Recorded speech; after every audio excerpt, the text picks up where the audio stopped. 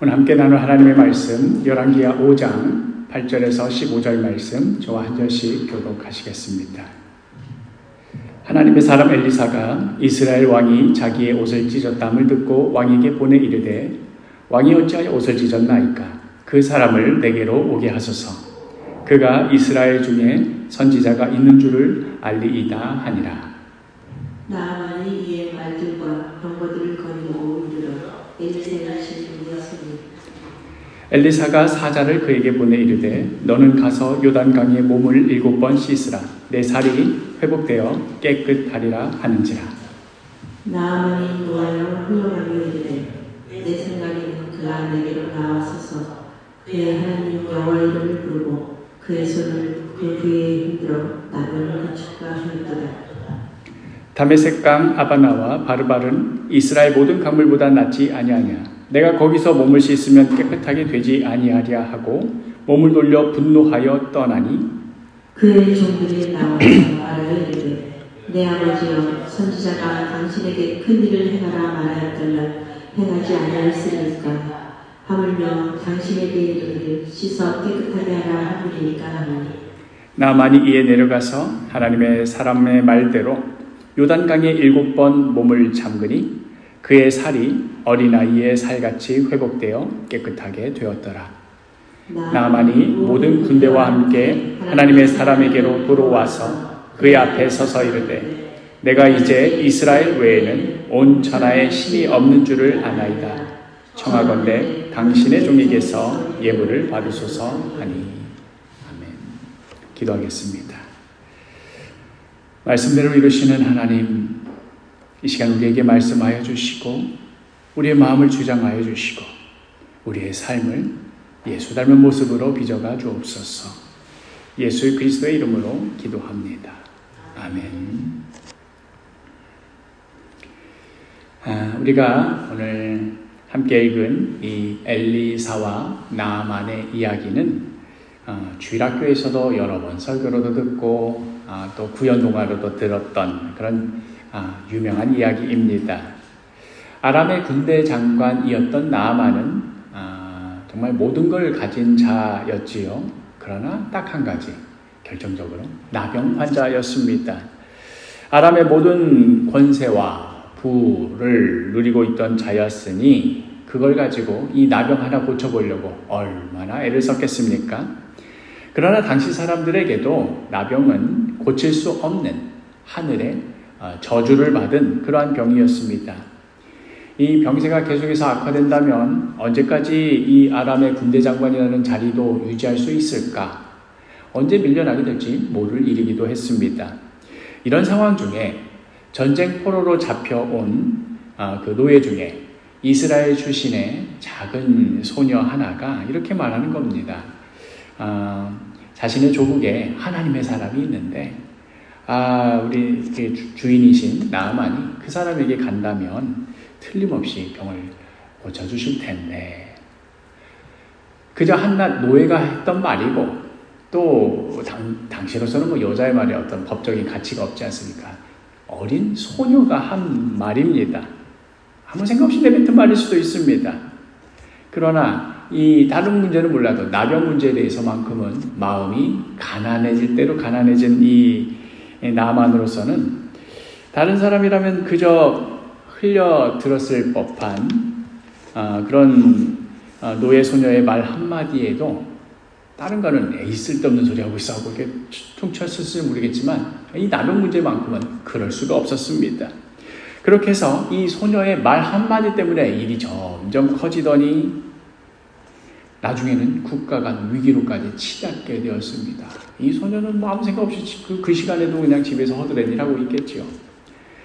아람 왕은 그래 하면서 추천서를 직접 써줘가지고 북이스라엘 왕에게 서신을 쓰기를 내 부하를 보내니 그의 병을 고쳐놓아라 이렇게 으름장을 놨고, 그 편지를 받아본 이 북이스라엘의 왕은 아니 이게 무슨 마른 하늘에 날벼락이냐, 내가 무슨 수로 그 사람의 나병을 고친단 말이냐, 이게 지금 시비 걸려가는 거 아니겠느냐 이러고 있고, 또 지금 나아만은 나아만대로 그 소녀 말 한마디 믿고 멀리 북이스라엘까지 지금 와가지고 지금 북이스라엘 왕궁에 서서 지금 뭐가 어떻게 되는 건지, 고쳐주는 건지 마는 건지, 왜 편지를 받고도 왕이 아무런 움직임도 없는 건지, 무슨 사람 바보 만들어 놓고 지금 세워놓는 건지 지금 속에서 부글부글하고 있었습니다. 금방이라도 지금 이 문제가 해결 안 되면 뭔 일이 터질 것 같은 위기 촉발 직전이었습니다. 그때 바로 이 하나님의 사람 엘리사가 그 소식을 듣고는 이제 나아만을 자기에게로 보내라고 그렇게 전하지요.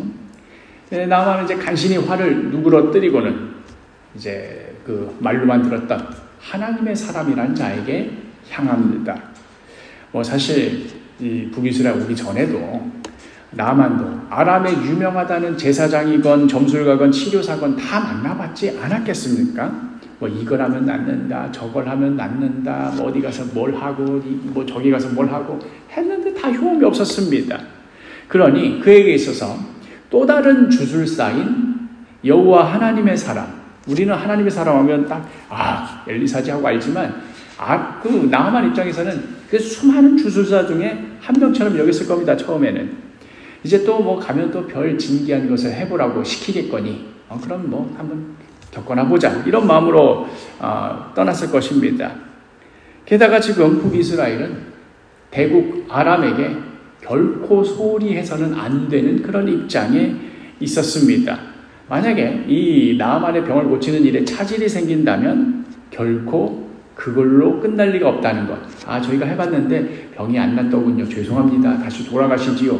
이런 걸로 끝날 리 없다는 것을 북이스라엘 백성들도 잘 알고 있고 또 그런 걸 알고 있다는 것을 아람 측에서도 다 알고 있는 상황이었습니다. 여차하면 무슨 구실이라도 만들어서 쳐들어갈 그런 일쯤은 아무것도 아니라는 거 양측 다 알고 있었습니다. 그러니 이 하나님의 사람이라는 이 주술가는 틀림없이 무슨 수를 써서라도 내 병 낫게 하려고 안간힘을 다할 것이다. 내 병을 낫게 하면 얼마나 큰 부와 명예를 얻을까 정도가 아니라 이거 안 낫게 했다가는 너는 죽은 목숨이니까 자기가 살려고 해서라도 발버둥 치겠지. 이런 기대치를 갖고 떠났습니다. 그런데 막상 엘리사의 집 앞에 당도해 보니 그 기대치가 와장창 깨지고 말았습니다. 그 소녀가 말했던 그 대단하다던 그 하나님의 사람은 코빼기도 비치지 않고 그냥 무슨 동네 지나가는 사람, 길 물어보는 사람만 대하듯이 자기 하인 하나 띡 보내더니 한다는 말이 거기 요단강 가서 좀 씻으시지요. 이런 얘기를 하는 겁니다. 이게 지금 누가 지금 나와 있는 겁니까? 대국 아람의 군대 장관이 지금 집 앞에 서 있는 겁니다.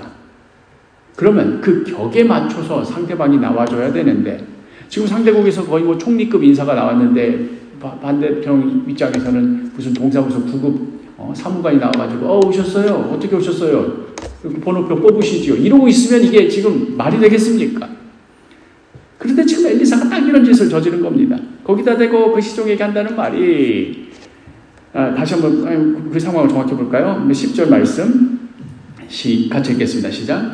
엘리사가 사자를 그에게 보내 이르되 너는 가서 요단강에 몸을 7번 씻으라. 내 살이 회복되어 깨끗하리라 하는지라. 아니 지금 누가 목욕 안에서 몸에서 냄새나서 씻자고 이 멀리까지 왔습니까? 나만이 지금 나병 걸린 게 안 씻어가지고 지금 그런 병에 걸린 겁니까? 그런 거라고 지금 놀리는 겁니까? 시비 거는 겁니까? 뭡니까? 그간 참고 참았던 나만의 인내심이 여기서 막 터집니다. 11절에 나만이 노하여 물러가며 이르되 내 생각에는 그가 내게로 와서 서서 그의 하나님 여호와의 이름을 부르고 그의 손을 그 부위 위에 흔들어 나병을 고칠까 하였도다. 나만은 분명 기대하던 바가 있었습니다. 일단은 그 하나님의 사람이라는 자가 나와가지고 최선을 다해서 공손하게 이 먼 데까지 이 누추한 곳까지 어떻게 오셨냐고 오시는데 힘들지 않았냐고 막 굽신굽신대고 자기를 일단 최고의 사람으로 예우해 줄 줄 알았는데 그리고 나서 어디가 아프셔서 왔냐고 그건 얼마나 고생하셨냐고 얼마나 아팠냐고 이거 되게 가렵지 않았냐고 하면서 막 그 선지자가 그 신의 이름을 부르면서 막 그 아픈 부위에 손을 얹고 막 눈을 막 까뒤집고 막 하고 막 그런 이상 소리 있지 않습니까? 막 이런 거 할 거라고 생각을 했는데 코빼기도 안 비치고는 가서 좀 씻고 오시라고 7번 담그면 될 거라고 이러고 있으니 이 나아만이 이게 막 피가 거꾸로 솟지 않겠습니까? 지금까지 참고 왔는데 고작 이거 보자고 내가 여기까지 왔나?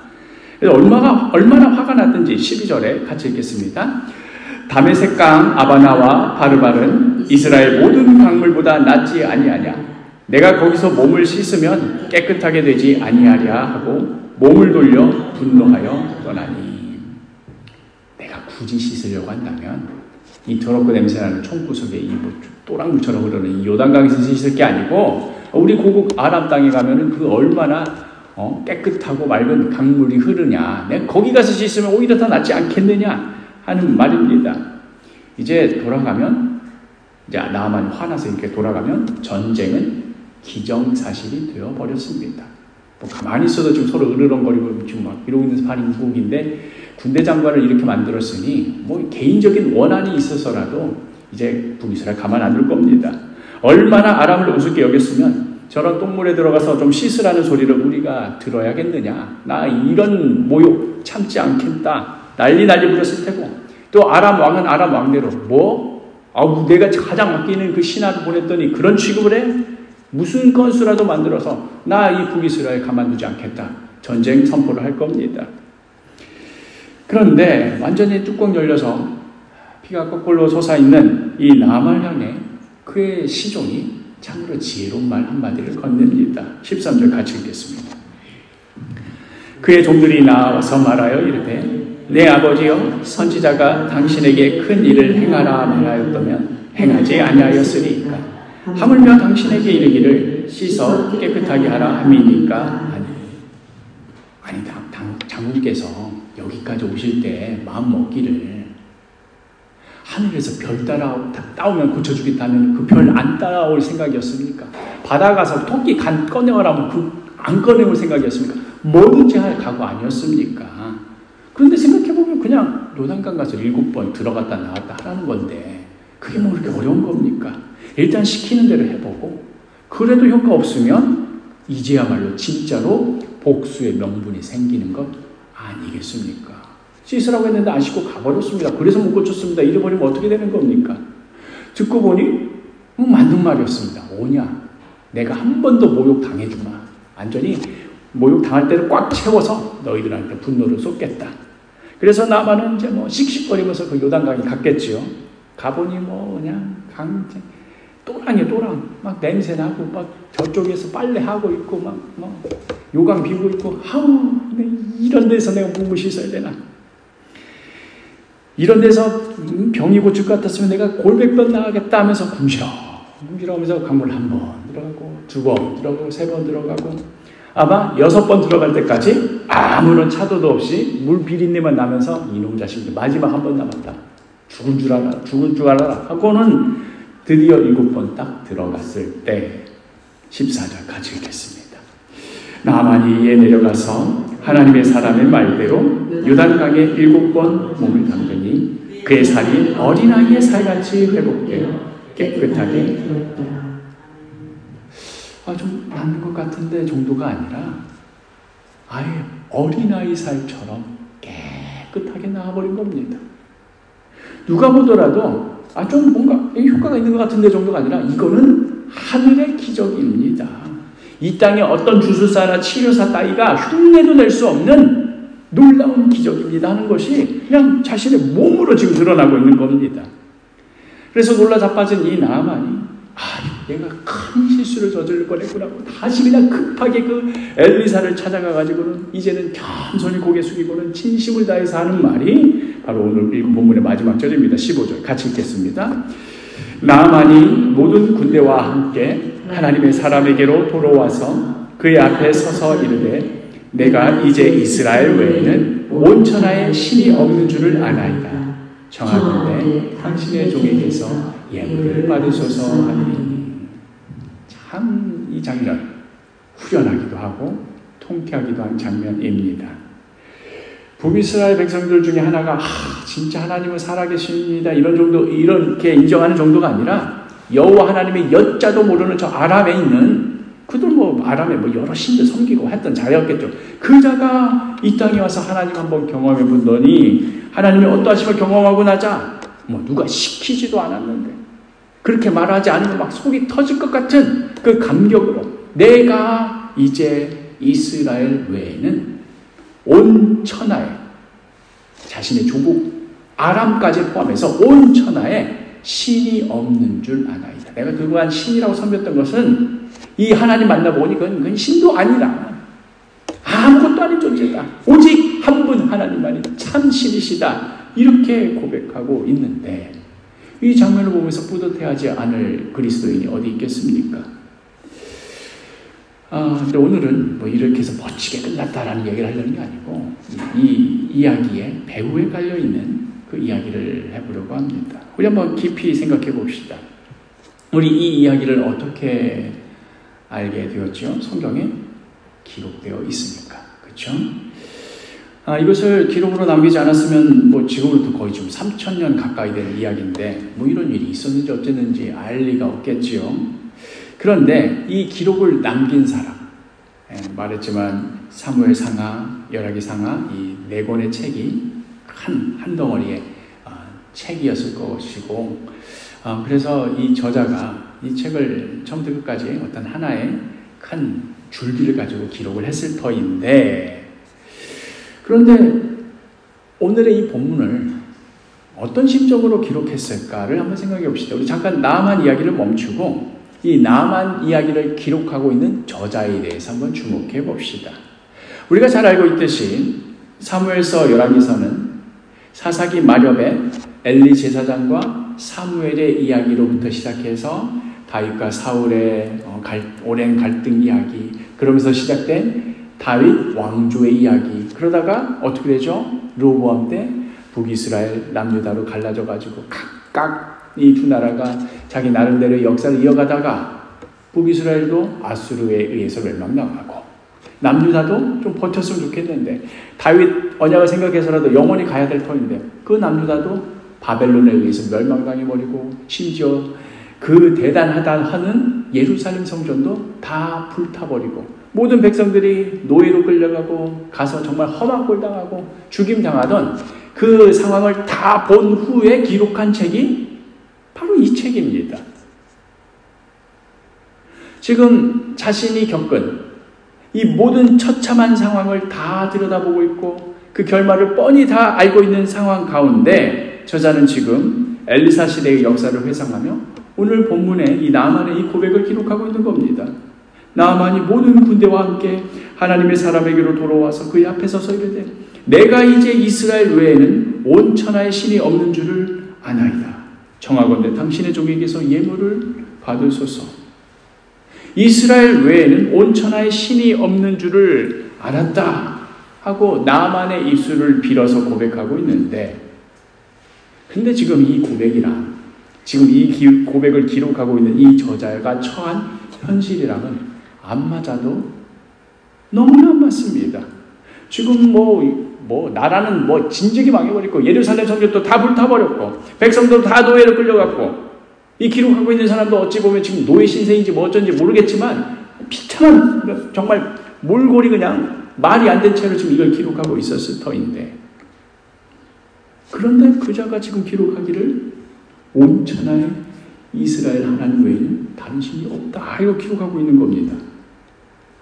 이 모습이 정말 참 모순적이지 않나요? 예를 들어서 일제강점기에 한 유학자 한 분이 과거에 이제 조선 역사를 기록해 봐야겠다. 일제강점기 시대 때 이제 수모를 다 겪는 중에 이제 기록하는 겁니다. 한자로 이렇게.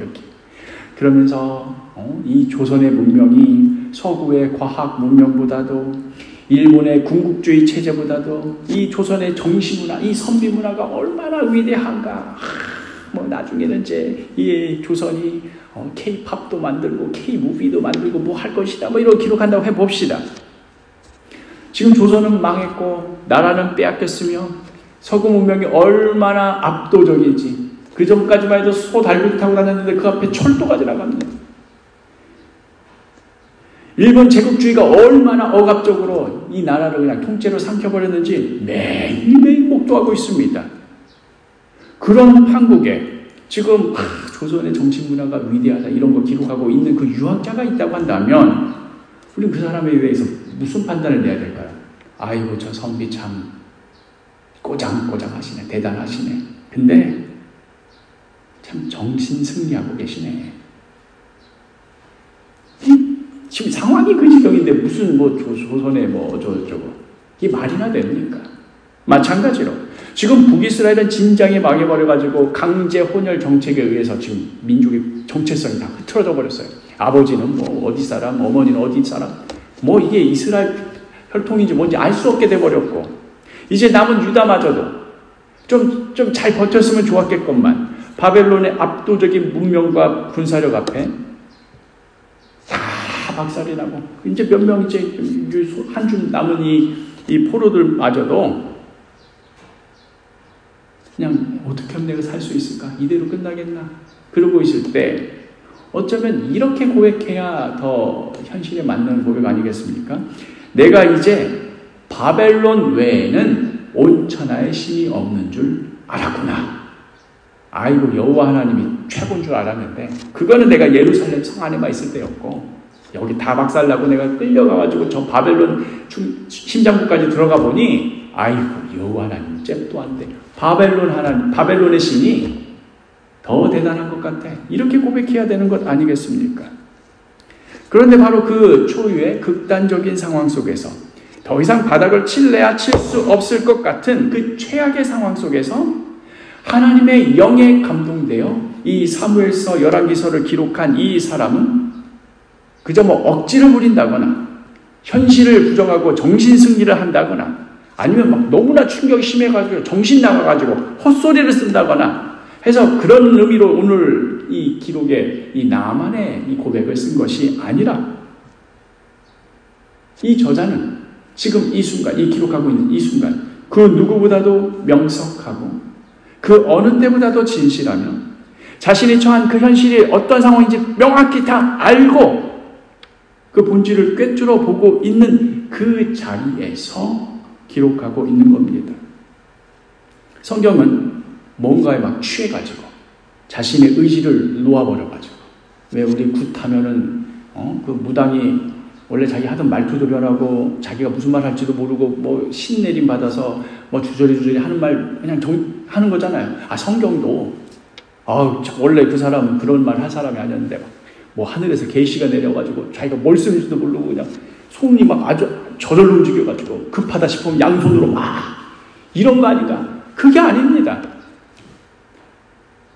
지성적으로 탁월하고 그 마음도 그 감성적으로도 온전한 상태에서 하나님의 영이 감동되어서 또박또박 한자를 한자 이 성경 기록을 남기고 있는데, 그렇게 해서 기록된 이 고백이 오늘 본문에 이스라엘 외에는 온 천하에 신이 없도다 하는 이 고백입니다. 이것은 나만의 고백일 뿐만 아니라 또 그렇게 믿고 있고 그렇게 소망하고 있는 이 저자의 고백이기도 한 것입니다.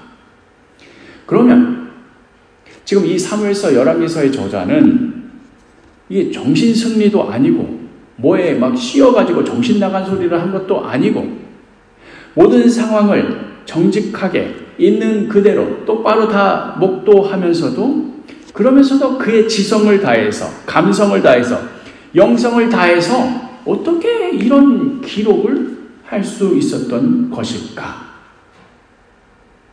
상황이 그 지경이면 이 상황에 대한 무슨 반응이 나와야지. 그 상황하고는 너무나도 말이 안 되는 여호와 하나님 외에는 신이 없다. 지금 예루살렘 성전 불 탔어요. 여호와의 괴가 지금 어디 가서 어디 사라졌는지 알지도 못해. 그날 이후로 잃어버려서 지금까지 없어요.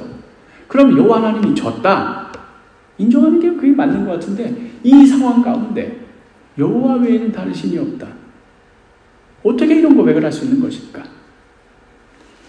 바로 이 지점에서 피조물인 사람과 창조주이신 하나님의 이 비교할 수 없는 이 격절, 끊어져 버린 어떻게 비교도 할 수 없음, 초월적인 간극, 이러한 것을 경험하게 됩니다. 만약 그러한 창조주 하나님이 없다면 창조주도 없고 그냥 이 세계는 처음부터도 이 모양 이 꼴이었고 앞으로도 이 모양 이 꼴로 그냥 흘러갈 것이고, 그래서 지금 그런 상황 중에 뭐 이스라엘 망하기도 하고 바벨론이 흥하기도 했다가 얘가 또 망하기도 했다, 계속 세상이 만약에 이렇게 흘러갈 것이라면, 그게 만약 맞다면 성경 저자는 정신 나간 사람이 맞죠. 그렇죠? 상황 파악도 못하는 자이고 현실 인식도 제대로 못하는 자이고 뭔가 좀 모자란 자고 지적으로도 정말 심각한 지경인 것이지요. 그리고 그가 남긴 이 기록 역시도 마찬가지로 한낱 정신 나간 자의 두정부림밖에 되지 않을 겁니다. 어디 봐서 하나님 왜 다르지 없기는 엄청 많구만. 바벨론이 제일 센 것 같구만. 그런데 이 모든 이야기의 전제 조건이 뭡니까? 만일 창조주 하나님이 살아계시지 않는다면, 이 세계는 그냥 하나님 없이도 계속 이대로, 이 모양 이대로일 수 있다면.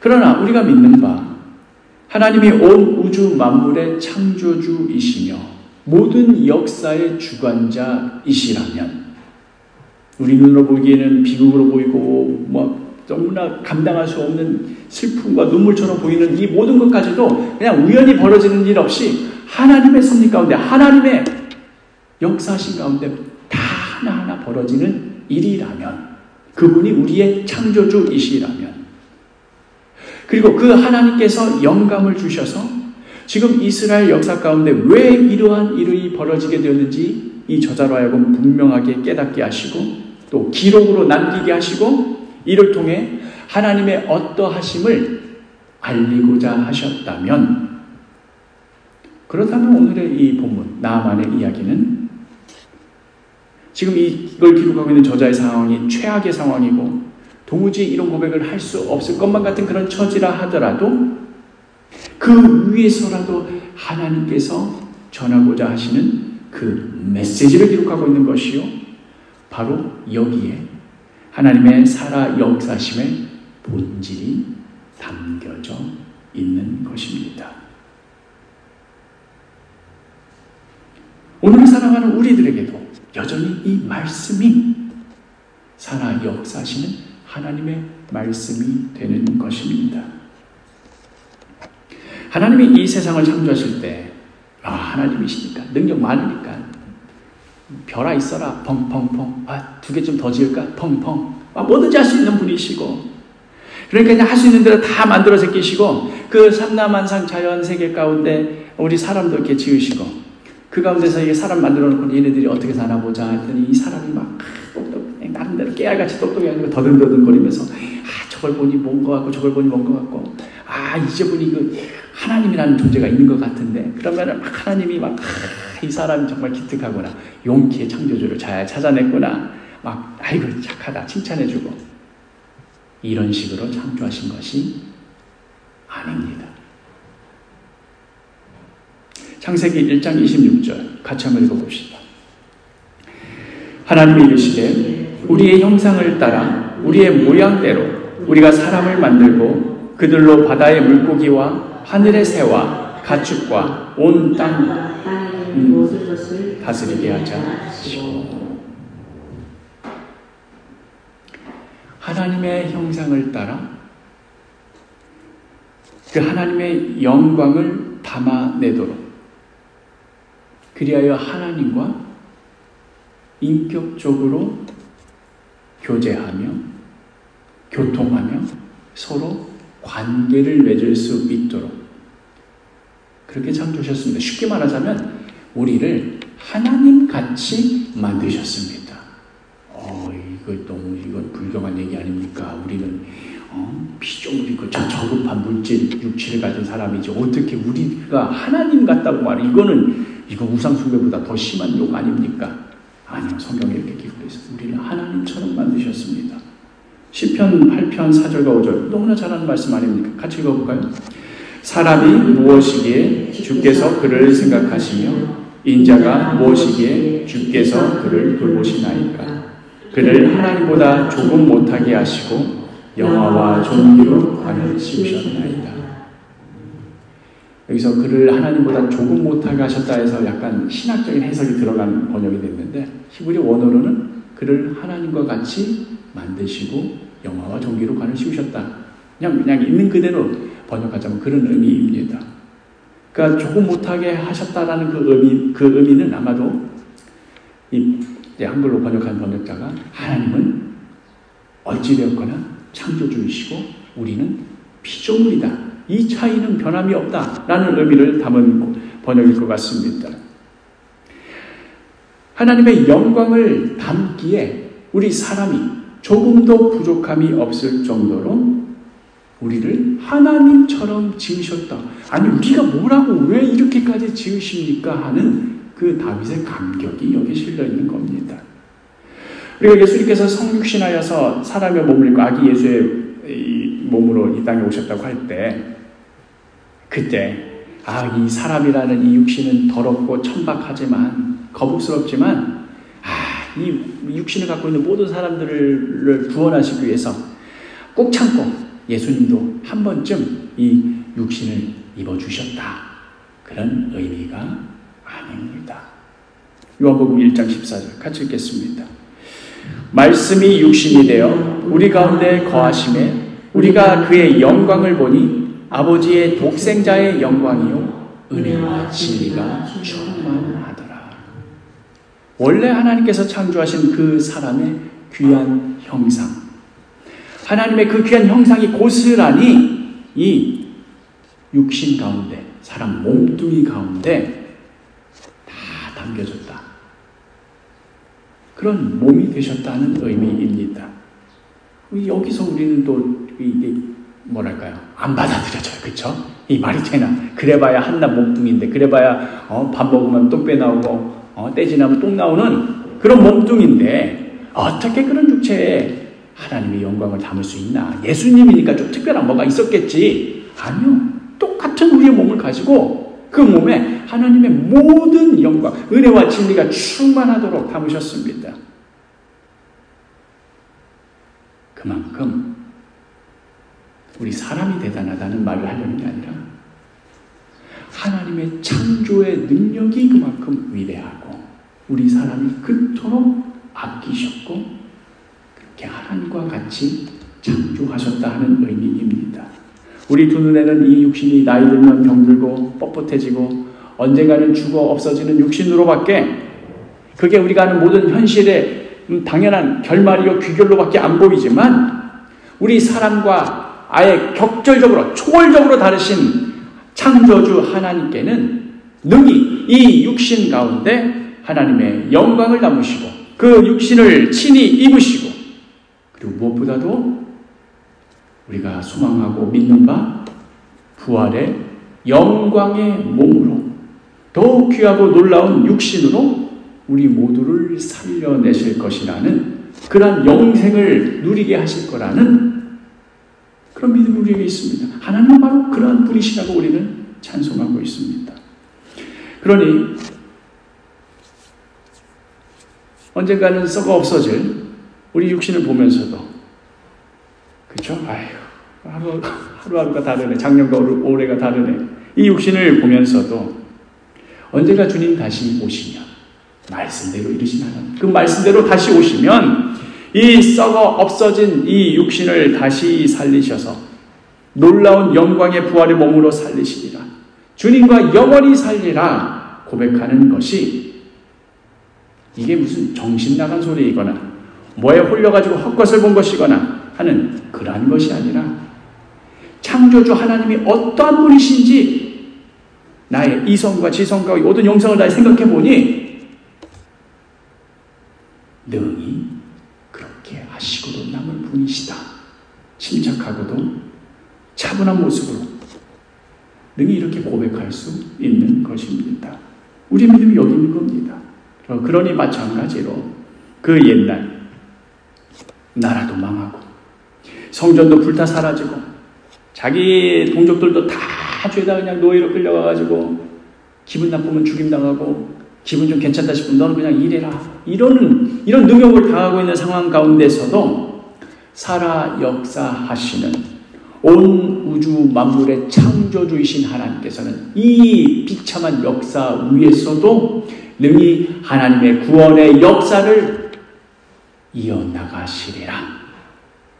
악을 선으로 바꾸셔서 생명을 살리는 그 역사를 계속해서 써나가시리라. 능히 고백할 수 있고 능히 기록할 수 있고, 그래서 오늘 이 기록처럼 여호와 하나님 외에는 온 천하에 다른 신이 없는 줄 아노라 하는 이 고백을 하며, 아마도 제 상상입니다만 이 고백을 기록하던 그 펜을 그 순간 잠시 멈추고 그 창조주 하나님 앞에 엎드려 경배했을 것만 같습니다. 여기 기독교에 그 아이러니가 있습니다. 지금 상황은 전혀 그럴 수가 없는데 그 기록을 남기면서 아멘, 내 눈에 보이는 것은 이거밖에 없지만 창조주이신 하나님이 능히 그렇게 이루실 줄 믿습니다. 그 옛날 나아만도 그렇게 고백하였고 또한 나 역시도 그렇게 고백합니다 하고 이 기록을 온전한 정신으로 온전한 마음으로 기록하였고, 하나님의 영감에 기록된 이것이 성경이 되었고 오늘날 우리에게 전해져서 여전히 하나님의 말씀으로 우리에게 다가오는 것입니다. 오늘 설교를 마치면 성 프란치스코에 대한 일화 하나를 한번 나누려고 합니다. 성 프란치스코 잘 알죠?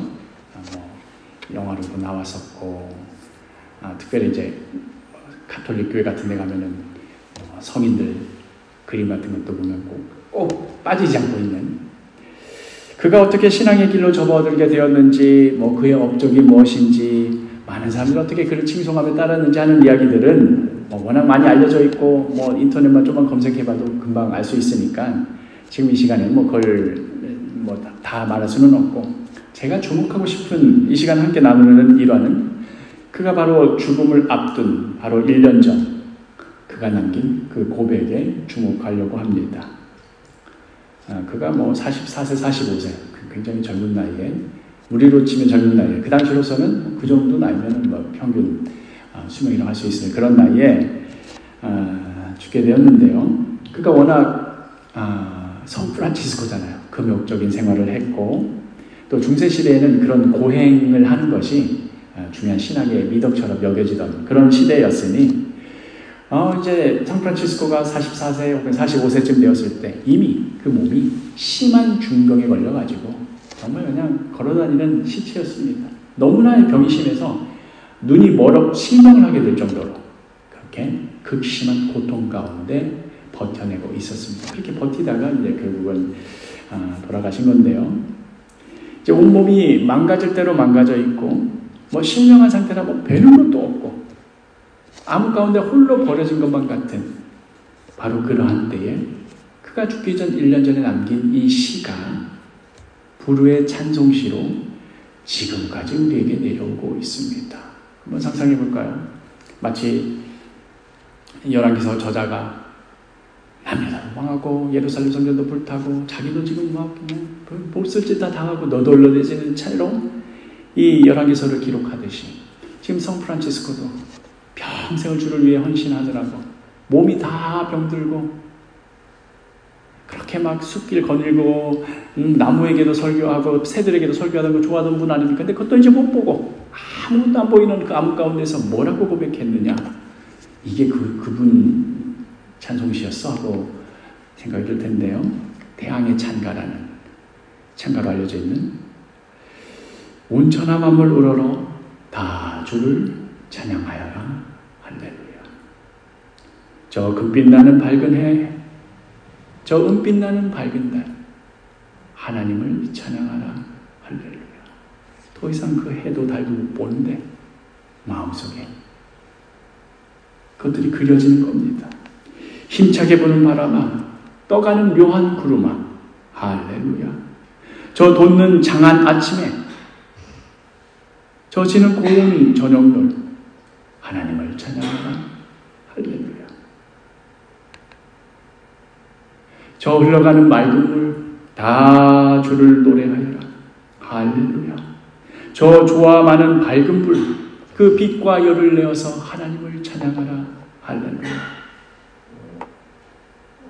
이 어떤 믿음의 시선이 더 깊어지는 겁니다. 우리 뭐 불 켜면은 뜨거나 뭐 잘 타네 이 정도인데 그 빛과 열을 내는 거 보면서도 이게 하나님 찬양하는 거구나.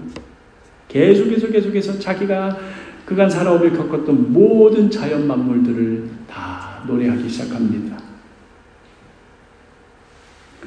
비록 그의 눈은 보이지 않아서 더 이상 육신의 눈으로 볼 수 없었지만 그러나 마음에 담아두었던 창조주 하나님께서 지으신 모든 천하 만물을 하나하나 떠올리며 그것들이 얼마나 아름다운지 얼마나 영광스러운지 그리하여 이 모든 것들로 인하여 주님이 얼마나 찬양받기 합당하신 분이신지 그 무너진 육신 가운데에서도 더 이상 앞이 보이지 않아 암흑 가운데 쌓인 가운데에서도 이제 곧 죽음을 앞두고 있는 그러한 가운데서도 이토록 귀한 찬송을 할 수 있었던 것이지요.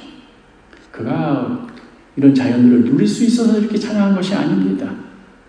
설사 이 육신이 쇠하여져 아무것도 느끼지 못하고 아무것도 보지 못한다 하더라도 이 모든 만물을 창조하신 창조주 하나님께서 능히 행하실 그 일이 그 소망이 프란치스코로 하여금 하나님을 찬양하게 했던 것입니다. 프란치스코가 지금으로부터 약 800년 전 중세 사람이니 그가 봤던 자연세계는 우리가 바라봤던 그 자연세계와는 조금 다른 모습이었겠지요. 그때는 뭐 천동설이 당연한 것처럼 여겨지고 뭐 그런 시대였을 거니까. 그럼에도 그 본질에 있어서는 동일한 마음으로 저 역시도 하나님을 찬양할 수 있습니다.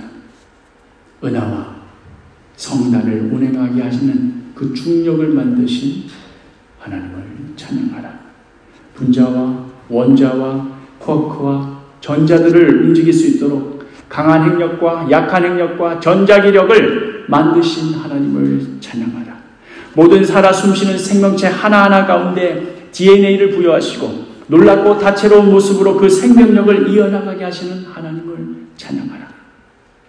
곰팡이 속에서도 버섯 속에서도 이끼 속에서도 작은 벼룩 속에서도 제 가슴을 쿵쾅거리며 두근거리는 그 창조주 하나님을 향한 그 약진이 있습니다. 우리 지난주 힘쓰는 사랑제에서 청계산 등반을 갔을 때에도 문에 아이들 막 떠들어서니 그것도 너무나 참귀하고 아름다웠고 또 제 눈에 보이는 그 바위마다 나무 밑둥마다 나있는 이끼들을 저는 유심히 바라봤습니다. 그냥 이끼가 초록색인 것 같지만 가까이 가면 더 진한 이끼도 있고 좀 덜 진한 이끼도 있고 마른 이끼도 있고 물에 젖어있는 이끼도 있고 종류가 다양합니다. 얘네들은 어쩌다가 여기까지 이렇게 와서 이렇게 자랐을까? 보면 뭐 1mm도 안 되는 것들이 바글바글 자기들 나름대로 환호를 지릅니다.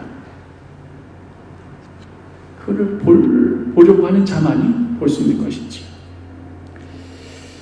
제가 왜 그런 것들까지 보면서 막 무슨 지금 이제 내일 모레 50인 아저씨가 꼬맹이도 아니고 산에 올라가서 바위에 낀 이끼 보면서 저 이끼를 보라.